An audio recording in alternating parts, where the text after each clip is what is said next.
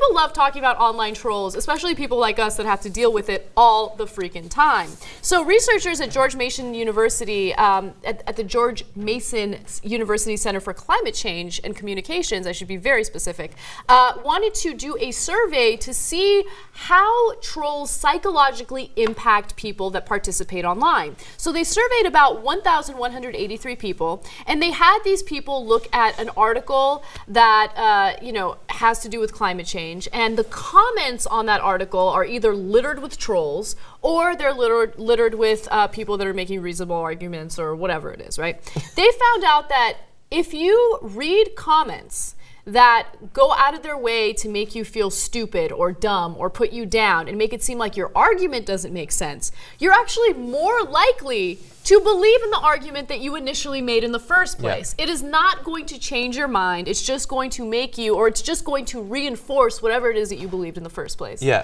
Well, I mean, so we, just a few weeks ago, I think, we reported on news studies. This has been done several times about how when presented with information showing that a fact you believe isn't true, you'll double down on it. Mm-hmm. And so we understand that imposing sort of conflict on people will make them view their policy preferences, values in slightly different ways. So we knew that already, but it's very interesting to find out that the comments underneath an article can help trigger that. Definitely. And and I mean, we have to deal with this ourselves, obviously. All the time. And I was aware that it could make me double down on something that I already said on the show, but you kind of have to open yourself up to another perception. Even if someone's calling you a dumb idiot, you just have to say, okay, well, this person is being very insulting. However, they may have a point. What so if maybe, I am a dumb idiot? Maybe I am a dumb... No, maybe what I said on the show was wrong, or maybe my perspective should be tweaked a little bit. Mm-hmm. So you have to be open to the criticism without letting the stupid insult get under your skin.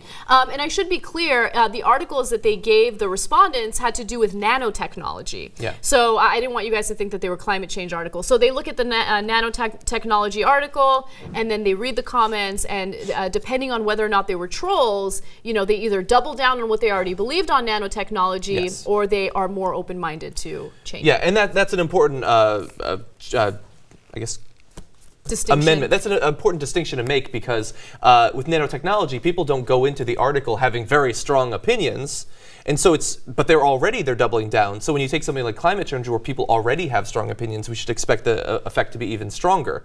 Now, what is interesting to me about this is that when we worry about trolls, we worry about insulting trolls, but this is about actually changing what impact a scientific or opinion-based article will have on people.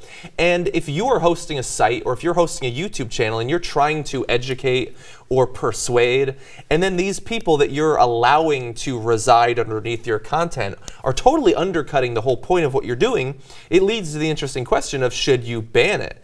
And in fact, Popular Science just today announced that they are getting rid of their comment section because they've read research like this, and they are trying to educate the public. And they're not forced, because of First Amendment rights, to provide a venue or a forum for people to completely undercut their mission. And they're getting a lot of pushback based on that. I'm not entirely sure how I feel about it.